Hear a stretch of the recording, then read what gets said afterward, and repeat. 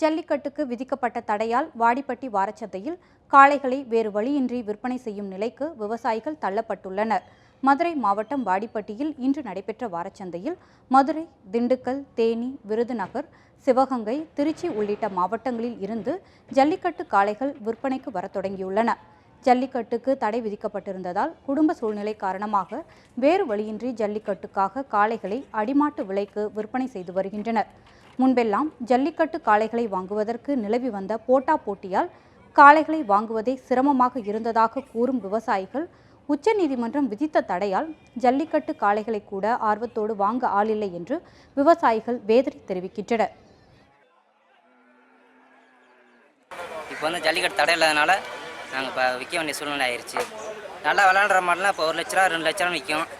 இப்போ ஜல்லிக்கட்டு இல்லாதனால அடிமாட்டு ரேட்டுக்கு அவங்க சொல்கிறதான் விலை ரொம்ப 5000 10,000 இந்த விலைக்கு போகிற வெட்டுக்கு தான் போயிருக்கு.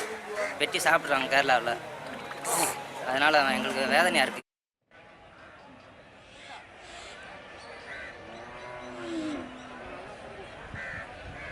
ஜல்லிக்கட்டுக்காக தங்களது கிராமத்தில் ஏராளமான காளைகள் வளர்க்கப்பட்டு வந்ததாகவும், உச்சநீதிமன்றம் விதித்த தடையால் தங்களது கிராமத்தில் தற்போது ஜல்லிக்கட்டு காளைகளே இல்லாத நிலை உருவாகிவிட்டதாக விவசாயிகள் வேதனையுடன் கூறினர்.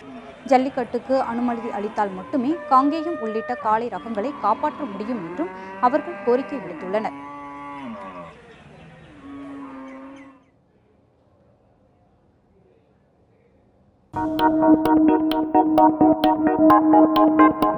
Thank you.